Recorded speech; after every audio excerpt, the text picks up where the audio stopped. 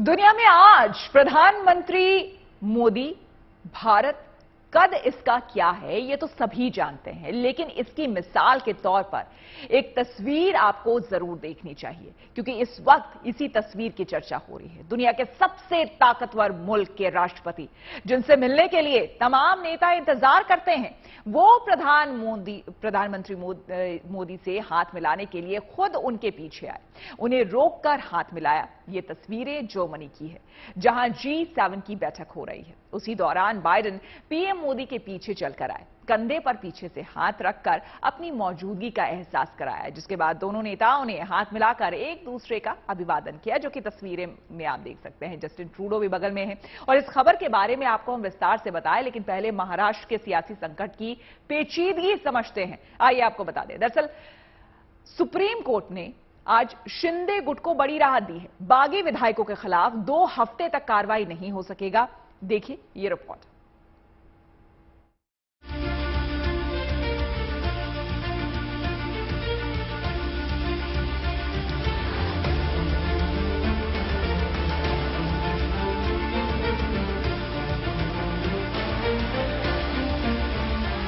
महाराष्ट्र का सियासी महामुकाबला कहां जाकर खत्म होगा, ये दावे के साथ नहीं कहा जा सकता, लेकिन फिलहाल शिवसेना के बागी विधायकों को सुप्रीम कोर्ट से राहत मिल गई है। इससे पहले 16 बागी विधायकों पर अयोग्यता की तलवार लटक रही थी।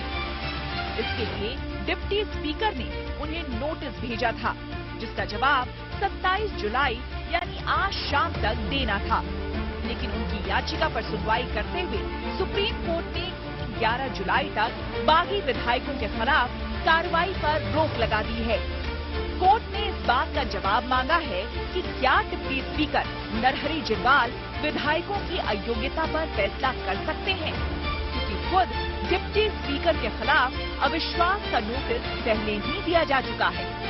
इसके साथ ही कोर्ट ने बागी विधायकों की सुरक्षा का भी निर्देश दिया है। हमने इसमें जो चैलेंज किया था वो ये किया था कि हमारे खिलाफ जो डिस्क्वालिफिकेशन का नोटिस दिया गया है डिप्टी स्पीकर ने ऑन द पिटीशन जो फाइल करी गई है रिस्पोंडेंट्स की तरफ से, उस पे वो आगे बढ़ नहीं सकते हैं, क्योंकि सुप्रीम कोर्ट की कॉन्स्टिट्यूशन बेंच जजमेंट है जिसमें लिखा गया है कि जब तक एक नोटिस एक डिप्टी स्पीकर या स्पीकर के रिमूवल के लिए पेंडिंग हो, तब तक वो डिस्क्वालिफिकेशन ऑफ मेंबर्स की इशू नहीं डिसाइड कर सकते हैं। कोर्ट ने दूसरी साइड को टाइम फाइल करने का रिप्लाई फाइल करने का टाइम दिया है, और इन द मीन टाइम ये कहा है कि हमारा समय जो आज एक्सपायर कर रहा था 5 बजे 27 को, वो रिप्लाई फाइल करने का टाइम 12 जुलाई तक एक्सटेंड का 12 या 11 वो आप चेक कर लीजिएगा, एक्सटेंड कर दिया गया है। और दूसरा जो 39 MLAs हैं, उनके फैमिली मेंबर्स हैं एटसेट्रा, उनकी लाइफ एंड लिबर्टी को स्टेट गवर्नमेंट प्रोटेक्ट करेगी, और स्टेट गवर्नमेंट ने अंडरटेकिंग भी दी है कि वो कर रही है और करेगी भी। इस तरह शिवसेना में चल रहा शहमात का खेल 2 हफ्ते तक और टल गया। कोर्ट ने बागी विधायकों पर होने वाली कार्रवाई पर रोक लगाई है, लेकिन फ्लोर टेस्ट का रास्ता अभी भी खुला है। चर्चा है कि 2/3 विधायकों के समर्थन के दम पर शिंदे गुट जल्द ही राज्यपाल से मिलकर फ्लोर टेस्ट की मांग कर सकता है। शिवसेना भी चाहती है कि बागी विधायक मुंबई आए। कॉन्फिडेंस जीत की तो पूरी है और प्यार भी पूरा है। जो दगेबाजी करते हैं वो कभी जीतते नहीं है, जो भाग के जाते हैं वो कभी जीतते नहीं है। फ्लोर टेस्ट से मुझे सबसे बड़ी टेस्ट यही है, अगर जो भी बागी है, जो भाग के गए हैं, जो खुद को रिबेलियन कह रहे हैं, रिबेलियन करना होता तो यहाँ हिम्मत से करते, राजीनामा देते, रिजाइन करते और सामने चुनाव के लिए खड़े रहते। महाराष्ट्र की सियासी हवा का रुख भांपना मुश्किल है। एक तरफ बीजेपी अपनी रणनीति बना रही है, तो दूसरी ओर महाविकास अघाड़ी के नेता किसी तरह सरकार बचाने की जुगत में लगे हैं। इस बीच उद्धव सरकार ने बागी विधायकों में शामिल 8 मंत्रियों के पद छीन लिए, लेकिन पार्टी लगे हाथ ये भी दावा कर रही है कि कई बागी विधायक संपर्क में हैं।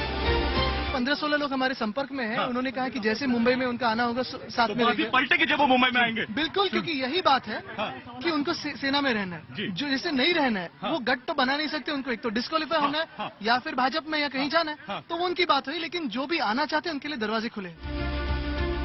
शिवसेना अपने बागी विधायकों को साथ लाने की कोशिश में है, लेकिन वहीं एकनाथ शिंदे का दावा है कि उनका गुट ही असली शिवसेना है। असली नकली को लेकर दोनों गुटों के समर्थकों के बीच संघर्ष भी शुरू हो चुका है, लेकिन अच्छी बात यह है कि अब इस पूरे सियासी ड्रामे पर सुप्रीम कोर्ट की नजर है। Bureau report, good news today. Shiv Sena के प्रवक्ता संजय राउत इस सियासी संकट के बीच लगातार चर्चा में हैं। उनका अभी भी ये दावा है कि बागी विधायकों के खिलाफ तो कार्रवाई होकर रहेगी। उनसे हमारे संवाददाता ने बातचीत की।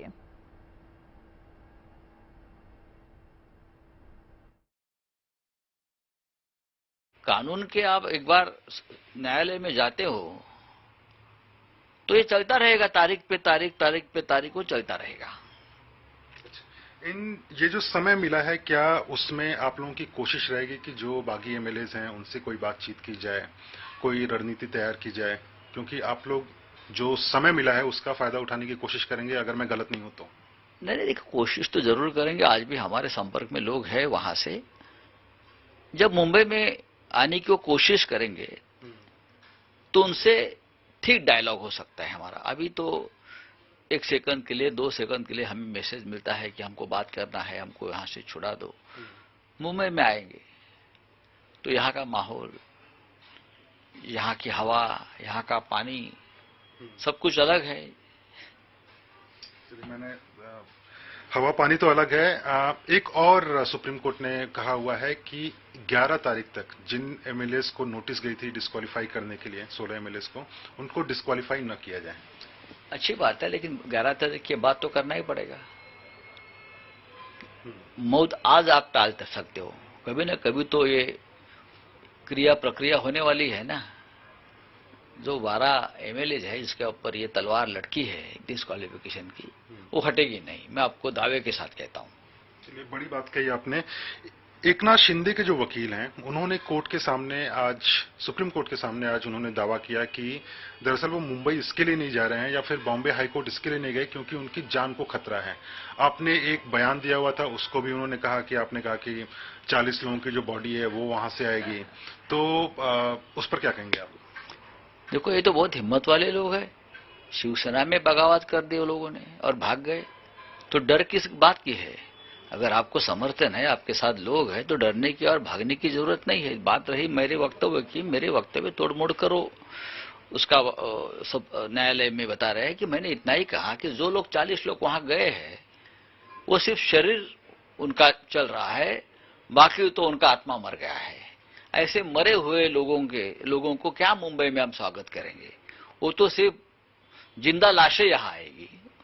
इतना ही मैंने कहा है। शिवसेना के 2/3 विधायकों के समर्थन होने का दावा करने वाले शिंदे गुट के लिए आज का दिन राहत भरा रहा। एकनाथ शिंदे की याचिका पर सुनवाई करते हुए सुप्रीम कोर्ट ने बागी विधायकों को 14 दिनों की मोहलत दे दी है। बागी विधायक 11 जुलाई तक महाराष्ट्र विधानसभा के डिप्टी स्पीकर के नोटिस का जवाब दे सकते हैं। दरअसल बागी विधायकों के गुट का नेतृत्व कर रहे एकनाथ शिंदे ने सुप्रीम कोर्ट में एक याचिका दायर की थी। इस याचिका में बागी विधायकों को अयोग्य ठहराए जाने और डिप्टी स्पीकर नरहरि जरवाल की भूमिका पर सवाल उठाए गए थे, जिस पर अदालत ने पहले शिंदे गुट के अलावा महाराष्ट्र सरकार और शिवसेना की भी दलीलें सुनी। फिर सुप्रीम कोर्ट ने विधायकों को अयोग्य ठहराने वाले डिप्टी स्पीकर के नोटिस पर जवाब देने के लिए 11 जुलाई तक का वक्त दे दिया। अगली सुनवाई भी उसी दिन होगी। इस बीच ऐसी अटकलें भी लग रही हैं कि शिंदे गुट डिप्टी स्पीकर नरहरि जरवाल के नोटिस के बाद अपने 16 विधायकों की सदस्यता बचाने के लिए सभी रास्ते टटोल रहा है, जिसमें जल्द से जल्द पहले से मौजूद किसी राजनीतिक दल में विलय की बात भी शामिल है। यह भी कहा जा रहा है कि शिंदे गुट का विलय राज ठाकरे की महाराष्ट्र नवनिर्माण सेना में भी हो सकता है। अब ऐसे में जानना यह जरूरी है कि संवैधानिक तौर पर बागी गुट के पास क्या क्या विकल्प बचे हुए हैं। हमारे सहयोगी वरुण सिन्हा से बातचीत के दौरान समझा रहे हैं संविधान विशेषज्ञ एसके शर्मा। सवाल ये निकलता है कि अब क्योंकि सुप्रीम कोर्ट ने 12 जुलाई तक फिलहाल राहत दी है, तो ऐसे में एकनाथ शिंदे कैंप के पास अब ऑप्शंस क्या हैं? क्योंकि लोग कह रहे हैं कि वो किसी पार्टी में मर्ज हो सकते हैं, लोग कह रहे हैं कि वो अपनी पार्टी बना सकते हैं। अब देखिए, कुल मिला के क्या है, ये लड़ाई हो रही है दो तरफा। एक लड़ाई हो रही है विधायिका के अंदर, वो लड़ाई है मुख्यमंत्री की कुर्सी की। एक लड़ाई होनी है बाहर, वो लड़ाई होनी है संगठन पर कब्जा जमाने की। तो ये कुल मिला के हैं इंटरलिंक्ड ही, लेकिन लड़ाइयां दो अलग अलग होनी है। अब शिंदे, अब संविधान में पहले ये लिखा हुआ था, जो दल बदल विरोधी कानून बना था, उसमें उन्होंने कहा कि भाई विधायकों का गला मत दबाओ, अगर 1/3 विधायक किसी पार्टी से खुश नहीं है, टूट के बाहर आ जाते हैं, तो ये लीगल है, उनकी दस्ता नहीं जाएगी। ये था कानून पहले का। 2003 में ये कानून बदल गया, इसको समाप्त करके उन्होंने कहा ओके, ये 1/3 वाला मामला खत्म।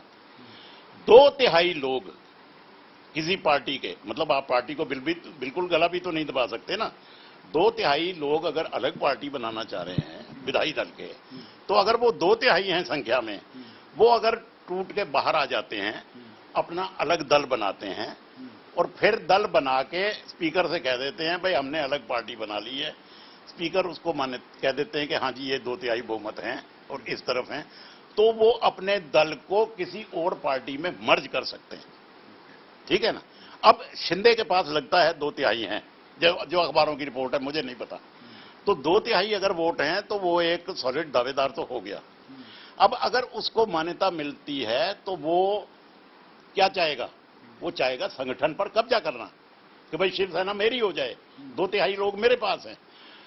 तो शिवसेना पर अगर कब्जा करना है, अगर संगठन पर कब्जा करना है, अगर चुनाव चिन्ह चाहिए, अगर पार्टी हेडक्वार्टर चाहिए, पार्टी का पैसा चाहिए, पार्टी की संपत्ति चाहिए, अपने आप को असली शिवसेना नाम चाहिए, सिंबल चाहिए, तो आप लड़ाई स्पीकर के दफ्तर में नहीं लड़ेंगे, अब लड़ेंगे आप चुनाव आयोग में।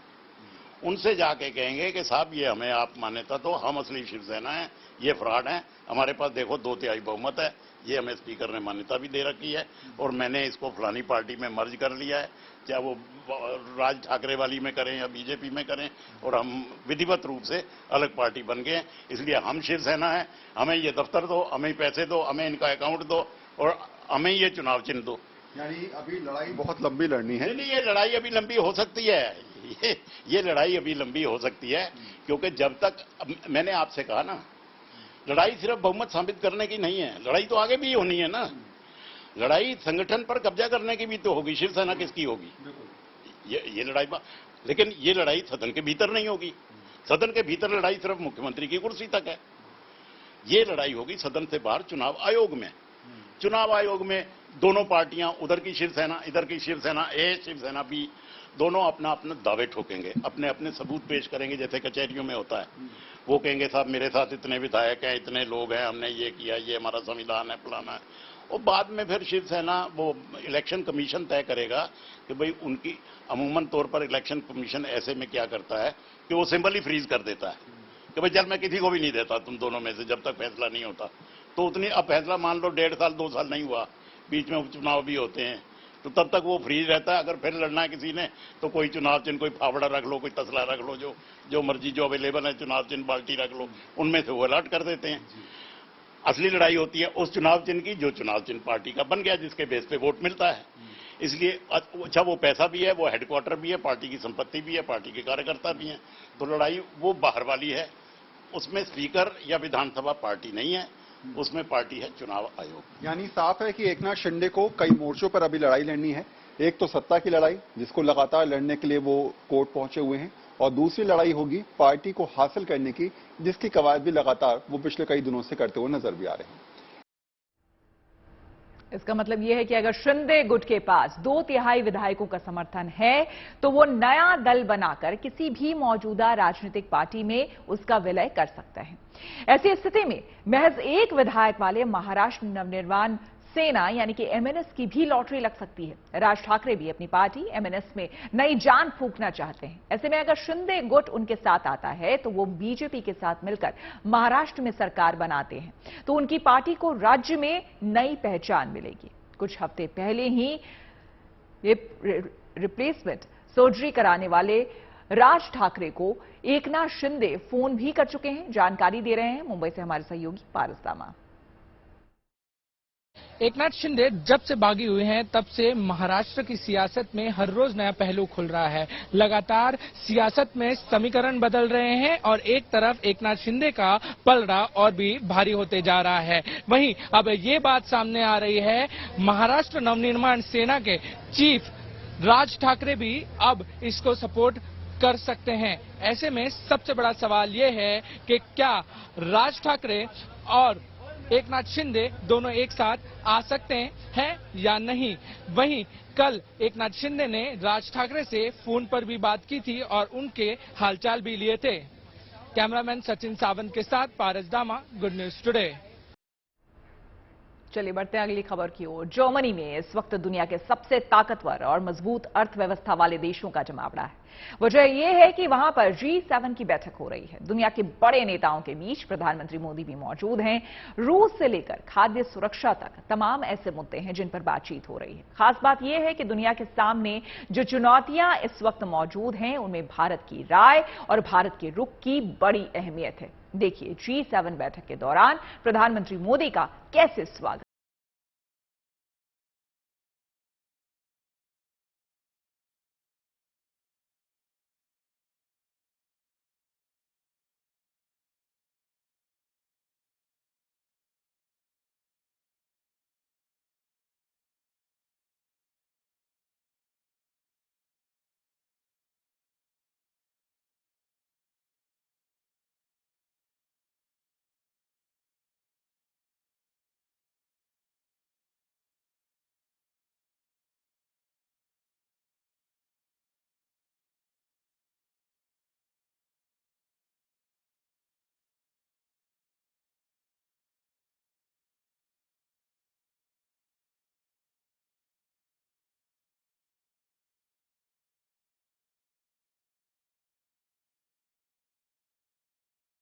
समिट के खास वेन्यू श्लॉस एल्माउ पैलेस में पीएम मोदी का गर्मजोशी से स्वागत किया।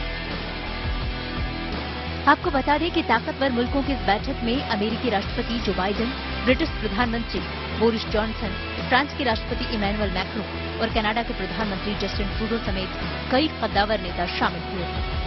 इनके अलावा इस बार G7 समिट का हिस्सा बनने के लिए अर्जेंटीना, इंडोनेशिया, सेनेगल, दक्षिण अफ्रीका जैसे देशों को भी आमंत्रित किया गया है। 2022 के G7 शिखर सम्मेलन में क्लाइमेट, एनर्जी, हेल्थ के अलावा फूड सिक्योरिटी और जेंडर इक्वालिटी पर सबसे ज्यादा फोकस है। इसके अलावा यूक्रेन रूस जंग, हिंद प्रशांत क्षेत्र के मौजूदा हालात पर भारत के स्टैंड पर भी चर्चा होनी है। इस वक्त मैं खड़ी हूँ ओडियंस प्लाजा म्यूनिक जर्मनी में। कहा जाता है यहाँ पे हिटलर ने कई भाषण दिए और ये इतिहास का वो शहर या वो लम्हा था जब नए वर्ल्ड ऑर्डर का आगाज हुआ और आज भी हम उस कगार पर खड़े हैं इतिहास के जहां एक नया वर्ल्ड ऑर्डर बन सकता है। और ऐसे में G7 यानी दुनिया के 7 सबसे अमीर देशों का यहाँ म्यूनिक से ही कुछ दूरी पर मिलना बहुत अहम है। सबसे पहला मुद्दा रशिया को चेक देना और चेकमेट करना है। Food security, climate change, energy, gender equality, ये सब मुद्दे जुड़े हुए हैं और अहम हैं। लेकिन सबसे पहला और अहम मुद्दा है रशिया को कैसे रोका जाए।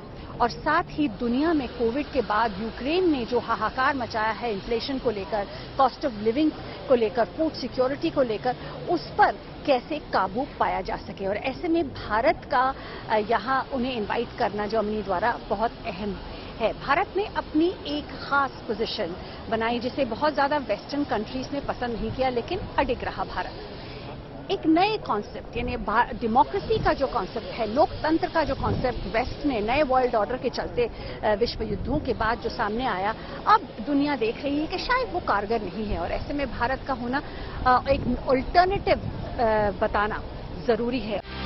कार्यक्रम के मुताबिक जर्मनी में पीएम मोदी का आज का दिन सुबह से ही खासा व्यस्त चल रहा है। इस बैठक में पीएम मोदी की कई देशों से द्विपक्षीय वार्ता का कार्यक्रम पहले से तय है। इसी के चलते G7 समिट में औपचारिक स्वागत के बाद भारतीय समय के मुताबिक 3:30 बजे पीएम मोदी ने जर्मन चांसलर ओलाफ शॉल्ज से बातचीत की। इस मुलाकात के दौरान पीएम मोदी ने रूस यूक्रेन युद्ध से लेकर कई अहम मुद्दों पर चर्चा की। जर्मन चांसलर से मुलाकात के बाद शाम 4 बजे पीएम मोदी ने बेहतर भविष्य में निवेश, जलवायु, ऊर्जा और स्वास्थ्य विषय पर भी चर्चा में भाग लिया। 9:20 पर पीएम मोदी कनाडा के प्रधानमंत्री जस्टिन ट्रूडो से मुलाकात करेंगे। 26 जून से 28 जून तक चलने वाले इस शिखर सम्मेलन 12 देशों के राष्ट्राध्यक्षों से पीएम मोदी की मुलाकात हुई। जाहिर है कि द्विपक्षीय बातचीत में विकास की जरूरत के साझा प्रयासों को प्राथमिकता दी जाएगी। G7 शिखर सम्मेलन में शामिल होने के बाद पीएम 28 जून को यूएई का भी दौरा करेंगे। यहाँ वे पूर्व राष्ट्रपति और अबू धाबी के शासक महामहिम शेख खलीफा बिन जायद अल नाहयान के निधन पर संवेदना व्यक्त करेंगे। 60 घंटों के इस दौरे में कई देशों से आपसी रिश्तों के अलावा यूक्रेन युद्ध के लिहाज से शीर्ष नेताओं के साथ पीएम की ये बैठकें खास अहमियत रखती हैं। इन बैठकों में न केवल दुनिया के मौजूदा हालात पर चर्चा हो रही है, बल्कि प्रधानमंत्री वैश्विक मंच पर मजबूती से भारत के हितों की बात भी रख रहे हैं। जर्मनी के श्लॉस एल्माउ पैलेस से लवीना टंडन के साथ bureau report, good news TV. आपको बता दें कि पूरी दुनिया की नजर इस वक्त जर्मनी में हो रही G7 समूह देशों की बैठक पर है। ऐसे में यह जरूरी हो जाता है कि हम भी G7 यानी कि ग्रुप ऑफ 7 देशों की ताकत और अहमियत को समझें। आखिर G7 क्या है, इस ग्रुप में कौन कौन से देश हैं? तो सबसे पहले G7 समूह में शामिल देशों का नाम हम जान लेते हैं। चलिए आपको बता दें कि America, Britain, Canada, France, Italy, Japan और जर्मनी को मिलाकर ही G7 ग्रुप बनता है। अगर हम ये कहें कि दुनिया के 7 सबसे अमीर देशों का समूह ही G7 है, तो ऐसा कहना बिल्कुल गलत नहीं होगा। इस साल G7 समूह देशों के शिखर सम्मेलन की अध्यक्षता जर्मनी कर रहा है। हर सदस्य देश बारी बारी से इस समूह की अध्यक्षता और 2 दिवसीय शिखर सम्मेलन की मेजबानी करता है। इस बैठक में German chancellor Olaf Scholz, America के राष्ट्रपति जो बाइडेन, ब्रिटेन के प्रधानमंत्री बोरिस जॉनसन, फ्रांस के राष्ट्रपति इमैनुअल मैक्रो, कनाडा के प्रधानमंत्री जस्टिन ट्रूडो, इटली के प्रधानमंत्री मारियो ड्रागी और जापान के फूमियो किशिदा शिरकत करेंगे। जर्मनी के म्यूनिख में होने जा रही इस बैठक में यूरोपियन कमीशन और यूरोपियन काउंसिल के अध्यक्ष भी शामिल हैं। इस बार के मेजबान जर्मनी के चांसलर ने ही भारत, अर्जेंटीना, इंडोनेशिया, सेनेगल और साउथ अफ्रीका को सम्मेलन में शामिल होने का न्योता दिया है, जिसकी वजह से प्रधानमंत्री नरेंद्र मोदी जर्मनी के म्यूनिख में मौजूद हैं। साल 1975 में गठन और पहली बैठक के वक्त सिर्फ 6 देश ही इस ग्रुप के सदस्य थे। गठन के करीब 1 साल यानी कि साल 1976 में कनाडा 7वें सदस्य के तौर पर इस समूह में जुड़ा।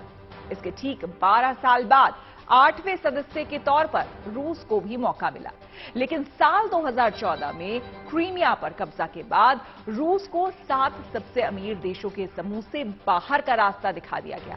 यानी कि करीब 26 साल तक 8 देशों का समूह फिर 7 देशों का ग्रुप बन गया। अब सवाल उठता है कि G7 की ताकत क्या है। ये समझने के लिए हमें कुछ आंकड़ों पर नजर डालना होगा, ताकि 7 देशों वाले इस ग्रुप की असली ताकत का अंदाजा हम लगा सकें। दुनिया की कुल जीडीपी में G7 देशों की 46% हिस्सेदारी है। जी हां, G7 में शामिल America, Britain, France, Canada, Italy, Japan और जर्मनी के पास दुनिया की कुल संपत्ति का 62% हिस्सा है। दुनिया की कुल आबादी के 10% लोग इन 7 देशों में रहते हैं। वहीं अगर क्षेत्रफल की बात करें तो इन 7 देशों के पास दुनिया का 15% हिस्सा है।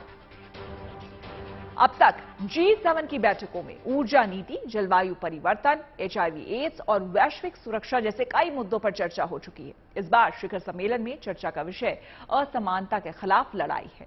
इन सभी मुद्दों पर भारत की राय अहम है, इसलिए अमेरिका समेत तमाम G7 देशों की कोशिश भारत को साथ लाने की है।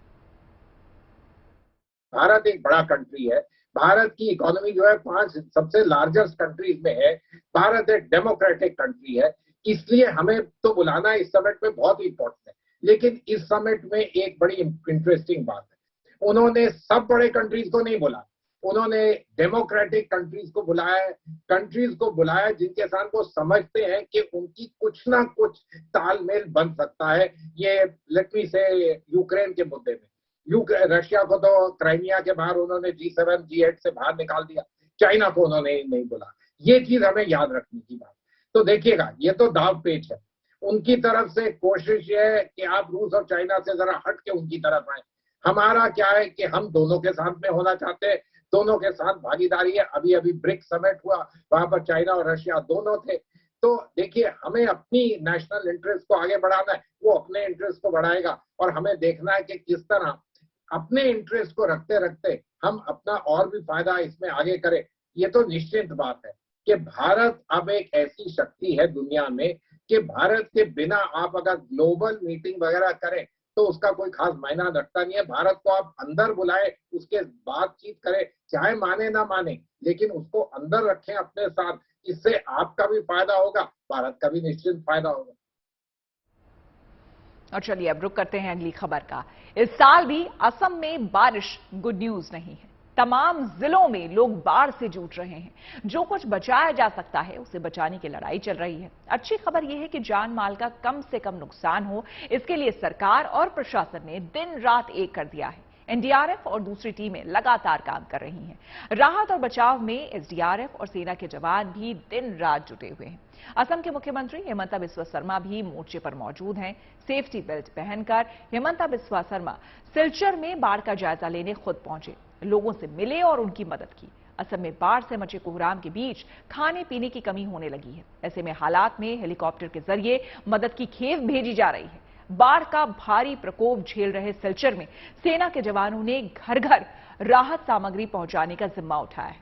अच्छी खबर यह है कि असम के कई इलाकों में पानी कम होने लगा है और उम्मीद की जा रही है कि जल्द ही लोगों को राहत मिल सकती है। इस बीच एक तस्वीर जिसको जरूर नोटिस किया जाना चाहिए वो मुख्यमंत्री हिमंता बिस्वा शर्मा की है। बाढ़ का जायजा लेने गए मुख्यमंत्री को एक आदमी ने गमछा भेंट करना चाहा, लेकिन इस दौरान उसका संतुलन बिगड़ गया। देखिए मुख्यमंत्री ने उससे क्या कहा।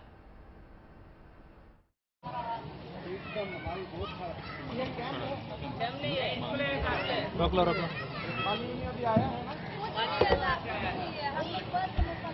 पीने का पानी मिला है ना? पीने का पानी तो दिया और नहीं दिया, ज्यादा लगता है पानी, उधर से जाना पड़ता है पानी के लिए।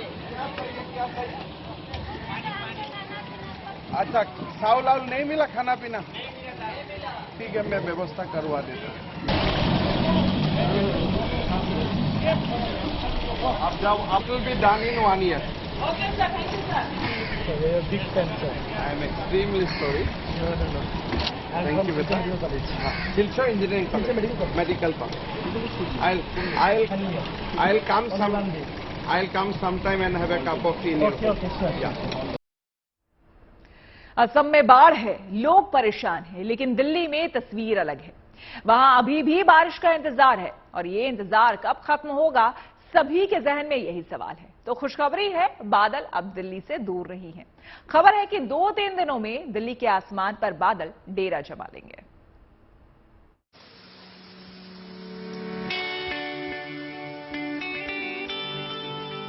मौसम विभाग ने दिल्ली में मानसून आने की जो तारीख बताई थी वो तो आ गई, लेकिन वो बादल नहीं आए जिसका दिल्ली को बेसब्री से इंतजार था। फिलहाल दिल्ली राहत की फुहारों के इंतजार में है और सबके जहन में बस यही सवाल है कि दिल्ली के हिस्से की बारिश उसे कब नसीब होगी। तो खुशखबरी ये है कि ना तो बादल दिल्ली से दूर हैं और ना राहत की फुहारों के लिए अब दिल्ली को लंबा इंतजार करना है। खबर है कि अगले 2-3 दिनों में दिल्ली में बादलों का डेरा जमने वाला है। हालांकि मौसम विभाग कोई निश्चित तारीख देने की जल्दबाजी में नहीं है। मुझे लगता है 1-2 दिन में हम दिल्ली का भी डेट दे देंगे कि दिल्ली कब आएगा। ठीक है, सो यही है। और तापमान जो है स्लोली फॉल होगा। आज शाम को हो ना हो, कल तो जरूर कल होगा बारिश, जो प्री मानसून थंडरस्टॉर्म बोलते हैं। कल से थोड़ा थोड़ा शुरू हो रहा है। अच्छा, पश्चिमी उत्तर प्रदेश तक ये हालात कब रहेंगे? जब दिल्ली आएगा तभी हम तभी तो ये एरिया आएगा ना, जो प्लेन से। पहाड़ी में तो आ जाएगा 2-3 दिन में, लेकिन मेजर पार्ट ये जो प्लेन से, जैसे दिल्ली, ये एरिया थोड़ा क्रिटिकल एरिया है, तो हम लोग मॉनिटरिंग। अच्छी खबर यह है कि 29 जून से दिल्ली में मौसम का मिजाज ठंडा पड़ने जा रहा है और 30 जून से बारिश का सिलसिला शुरू होने जा रहा है। 28 जून की बात करें तो इस दिन दिल्ली का न्यूनतम तापमान 26 डिग्री रह सकता है और अधिकतम तापमान में भी गिरावट दर्ज की जा सकती है। 28 जून से लेकर 30 जून के बीच दिल्ली में गरज चमक के साथ फुहारें पड़ सकती हैं और आसमान में बादलों की आवाजाही से मौसम खुशनुमा बना रह सकता है। मौसम विभाग की माने तो बारिश का असली रंग 1 जुलाई से जमने वाला है। एक तरफ जहां मानसून देश के तमाम राज्यों में एक्टिव है, वहीं उत्तर भारत के कुछ इलाकों में बादलों का इंतजार अब भी है। उत्तर प्रदेश के तमाम शहरों में बादलों का बेसब्री से इंतजार हो रहा है। आईएमडी ने 30 जून से 6 जुलाई के बीच पूरे देश में मानसून के एक्टिव हो जाने की भविष्यवाणी की है। उत्तराखंड में हालांकि मानसून अभी नहीं पहुंचा है, बावजूद इसके यहाँ बारिश का सिलसिला जारी है। देखिए, मानसून जो रिवाइवल तो हुआ है ना। आज गुजरात कवर किया है, आज जो लाइन है गुजरात का एंटायर कवर हुआ है, और जो मध्य प्रदेश भी ऑलमोस्ट एंटायर कवर है। उत्तर प्रदेश का जो चुर्क है वहीं से होकर के नेपाल और उत्तर प्रदेश बॉर्डर में है।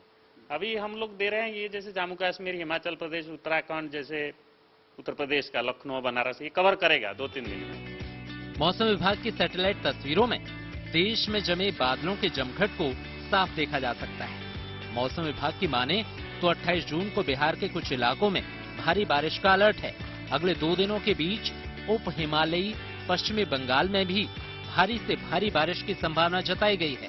30 जून तक जम्मू कश्मीर, लद्दाख और पश्चिम राजस्थान में भारी बारिश की भी भविष्यवाणी मौसम विभाग ने की है। दिल्ली में वरुण सिन्हा के साथ bureau report, good news today. Delhi से बादल कितनी दूर है और कब तक उनकी एंट्री होगी, इसे हमारे संवाददाता वरुण सिन्हा ने मौसम विभाग के मैप और बादलों के रुख से समझने की कोशिश की। देखिए उनकी ये रिपोर्ट। दिल्ली एनसीआर में आखिर मौसम कब सुहाना होगा, कब हम कह पाएंगे कि आखिर मानसून ने दस्तक दे दी है, उसके हालात, उसकी परिस्थिति मैं आपको दिखाऊंगा। ये ग्राफिक्स के जरिए अगर आप समझेंगे तो आप समझ सकते हैं कि फिलहाल सेंट्रल यूपी तक फिलहाल मानसून पहुंच चुका है। इसके बाद इसका अगला पड़ाव हो सकता है कि पश्चिम उत्तर प्रदेश या फिर दिल्ली तक ये दस्तक दे पाए, लेकिन अभी 3 से 4 दिन का समय लग पाएगा। आप मान के चलिए कि 30 जून या फिर 1 जुलाई तक हम कह सकते हैं कि मानसून दिल्ली में दस्तक दे सकता है। इन ग्राफिक्स के जरिए देखेंगे तो आपको दिख रहा होगा, यहां पर क्लाउड बनते हुए नजर आ रहे होंगे आपको, और ये क्लाउड कब दिल्ली पहुंचेंगे ये आप दिल्ली देख सकते हैं। ये क्लाउड जब दिल्ली पहुंचेंगे तो उसके बाद मानसून की स्थिति दिल्ली के अंदर बन सकती है, यानी कि 3 से 4 दिन दिल्ली वालों को फिलहाल इंतजार करना पड़ेगा। लेकिन हाँ, ये जरूर है कि फिलहाल मॉइस्चर में की वजह से कहीं ना कहीं दिल्ली के अंदर तापमान में कमी जरूर आएगी। जो हालात हमने पहले देखे हैं, 49 डिग्री तक टेम्परेचर पहुंचा था, ऐसी परिस्थिति अब फिलहाल नहीं आने वाली। लेकिन हाँ, यह है कि तापमान में थोड़ी कमी अगले 1-2 दिनों में देखने को मिलेगी, और हो सकता है कि हम कह पाएं कि 3 से 4 दिन के अंदर दिल्ली में बारिश के साथ दिल्ली वाले मानसून का स्वागत करते नजर आए। कैमरा पर्सन मनीष के साथ Varun Sinha, good news today के लिए।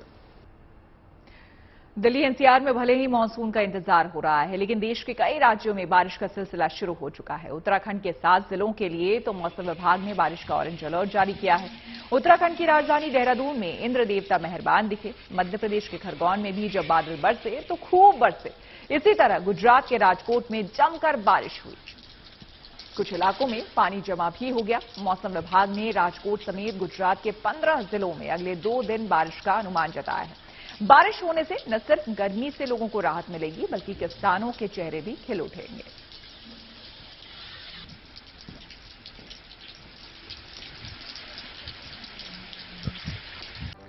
लंबा सफर करने वालों के लिए गुड न्यूज है। जी हां, केंद्र सरकार अब एक ऐसा सिस्टम लाने वाली है जिससे हाईवे पर आपकी गाड़ी सरपट दौड़ेगी, वो भी बिना ब्रेक।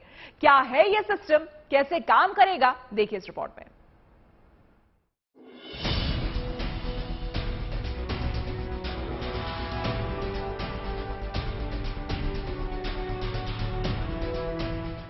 ना टोल की टेंशन, ना लंबी लंबी लाइनों में लगने की जरूरत।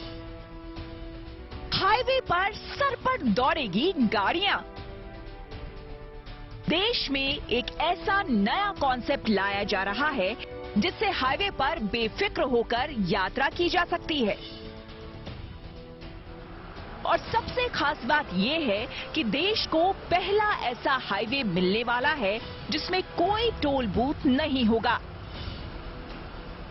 लेकिन ऐसा भी नहीं है कि आपको टोल से मुक्ति मिल जाएगी।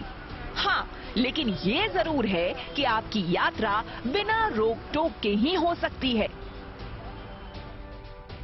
यानी केंद्रीय सड़क परिवहन मंत्रालय जीपीएस सिस्टम से टोल टैक्स वसूलने की तैयारी कर रहा है, जिसके तहत एक्सप्रेस वे पर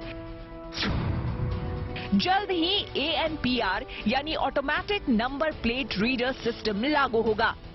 इस सिस्टम के तहत हाई रेजोल्यूशन और ऑटोमेटिक नंबर प्लेट रीडर कैमरे लगाए जाएंगे, जिसमें हाईवे पर गाड़ी की एंट्री के बाद ही नंबर प्लेट ट्रेस हो जाएगी और गाड़ी की डिटेल सेंट्रल कमांड सेंटर तक पहुंच जाएगी।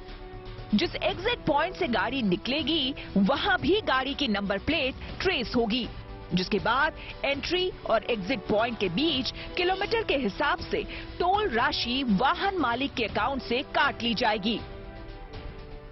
भारत में हर रोज टेक्नोलॉजी के नाम पर काफी अच्छे काम हो रहे हैं और स्पेशली रोड नेटवर्क्स, ऑटोमोबाइल और अलग अलग चीजों में ANPR automatic number plate recognition या रीडर, इससे बहुत सारे फायदे हैं। नंबर 1, आपकी गाड़ी का लोकेशन हमेशा पता रहता है कि कहां पर भी मूव कर रही है।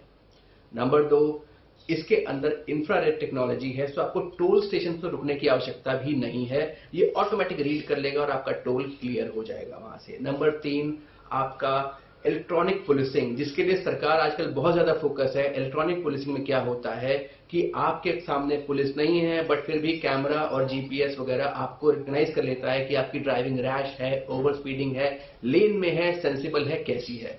सो इससे एक एनालिटिक्स भी मिलता है कि किस किस गाड़ी के साथ हमें कैसे व्यवहार करना है या चालान करना है या नहीं करना है। सो ANPR अपने आप में एक रेवोल्यूशनरी प्रोडक्ट है। फिलहाल टोल पर फास्टैग से टोल टैक्स चुकाना होता है। इससे पहले स्कैन करके टोल दिया जाता था, लेकिन फास्टैग लाइन में जाने की जरूरत अब नहीं होगी। फास्टैग एक तरह से आपके वॉलेट की तरह काम करेगा। राजस्थान में स्टोन इंडस्ट्री है, मार्बल इंडस्ट्री है, उसके लिए काफी अच्छा नेटवर्क का बेस यहां से डेवलप हुआ, क्योंकि इससे क्या हुआ कि आप बहुत सारी चीजों से बचते हैं, बहुत टोल से बचेंगे, स्ट्रेट कनेक्टिविटी रहेगी, फ्यूल हमारा काफी सेव रहेगा और इनफैक्ट ज्यादा कनेक्टिविटी से एम्प्लॉयमेंट जनरेट होती है, बहुत ज्यादा आपके लिए नए नए एवेन्यूज जनरेट होते हैं। सो मुझे लगता है ये बहुत अच्छा कॉन्सेप्ट है in terms of economy, because जितना जल्दी पहुंचेंगे उतना फ्यूल भी बचता है, इसमें ज्यादा टोल्स नहीं है, ज्यादा ब्लॉकेजेस नहीं है सड़क के ऊपर, और अपने आप में एक अच्छा बिजनेस मॉडल इससे खड़ा होकर तैयार होने वाला है। इस सिस्टम का सबसे बड़ा फायदा ये भी है कि गाड़ी के मालिक को उतने ही रुपए देने होंगे जितना वो हाईवे पर चला है। फिलहाल टोल कंपनी एक साथ टोल टैक्स वसूल कर रही है, चाहे टोल चुकाने के बाद केवल 5 से 6 किलोमीटर ही क्यों ना जाना हो। लेकिन अब नए सिस्टम के तहत गाड़ी जितनी हाईवे पर दौड़ेगी उतना ही टोल आपको चुकाना होगा। इस नई सुविधा की शुरुआत राजस्थान से गुजरने वाले ग्रीनफील्ड एक्सप्रेसवे से होगी। जाहिर है हाईवे पर सफर करने वालों के लिए दूरी के हिसाब से टोल टैक्स और ANPR सिस्टम का आना गुड न्यूज है। वरुण सिन्हा के साथ bureau report, good news today. Rajasthan को विकास की रफ्तार देने के लिए केंद्र सरकार राज्य सरकार के साथ मिलकर राज्य में ऐसे हाईवे पर काम कर रही है जो न केवल राजस्थान की अर्थव्यवस्था को बढ़ाएगा बल्कि राज्य में रोजगार के अवसर को भी बढ़ाने वाला है। भारतमाला प्रोजेक्ट के तहत बनने वाले अमृतसर जामनगर हाईवे का बड़ा हिस्सा राजस्थान से होकर गुजर रहा है, जिससे राजस्थान का संपर्क पंजाब, हरियाणा, गुजरात, जम्मू कश्मीर, हिमाचल प्रदेश से आसानी से होगा। और यही वजह है कि इस हाईवे को इकोनॉमिक कॉरिडोर भी कहा जा रहा है। भारतमाला प्रोजेक्ट के तहत बनाया जा रहे इस ग्रीनफील्ड एक्सप्रेसवे की कुल लंबाई 1224 किलोमीटर है, जो कि पंजाब, हरियाणा, राजस्थान और गुजरात के बीच बनाया जा रहा है। इस प्रोजेक्ट में राजस्थान की बात करें तो केवल राजस्थान में इस एक्सप्रेसवे की कुल लंबाई 637 किलोमीटर है। जाहिर है इस प्रोजेक्ट के पूरा होने के बाद ये राजस्थान का सबसे बड़ा डेडिकेटेड एक्सप्रेसवे बन जाएगा। खास बात यह है कि इस एक्सप्रेसवे पर कर्व और मोड़ बहुत कम है। फिलहाल 6 लेन वाले प्रोजेक्ट का राजस्थान में 64% यानी कि 407 किलोमीटर पर काम पूरा हो चुका है। इस पूरे प्रोजेक्ट पर करीब 14,707 करोड़ रुपए की लागत आने का अनुमान है। राजस्थान में यह हाईवे हनुमानगढ़, बीकानेर, जोधपुर, बाड़मेर और जालौर से होकर गुजरेगा और इस प्रोजेक्ट को सितंबर 2023 तक पूरा करने का टारगेट रखा गया है। सड़कों के निर्माण से औद्योगिक शहरों को जोड़कर एक ऐसा नेटवर्क तैयार किया जा रहा है जो न केवल इन शहरों के विकास का ढांचा बदलेगा बल्कि इन राज्यों की आर्थिक तरक्की को भी नई रफ्तार देगा। 1350 किलोमीटर लंबा दिल्ली मुंबई एक्सप्रेसवे है, जिसका काम मार्च 2023 में पूरा होना है। इसके साथ ही दिल्ली अमृतसर कटरा का 600 किलोमीटर लंबा एक्सप्रेसवे है, जो मार्च 2024 में पूरा होगा।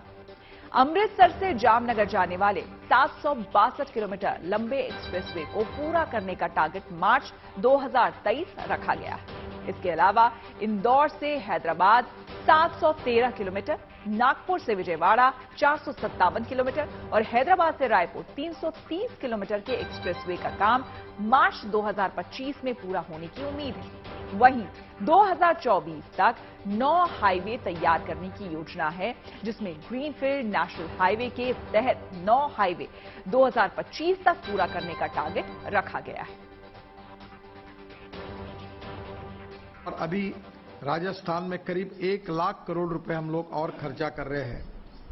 राजस्थान में मेरा विश्वास है कि हम 3 ग्रीनफील्ड एक्सप्रेस हाईवे भी बना रहे हैं, जो राजस्थान के प्रगति के लिए और विकास के लिए बहुत ही आवश्यक है। ये जो ग्रीनफील्ड हाईवे है जो राजस्थान से जा रहे हैं, ग्रीनफील्ड यानी पूरी नई अलाइनमेंट है।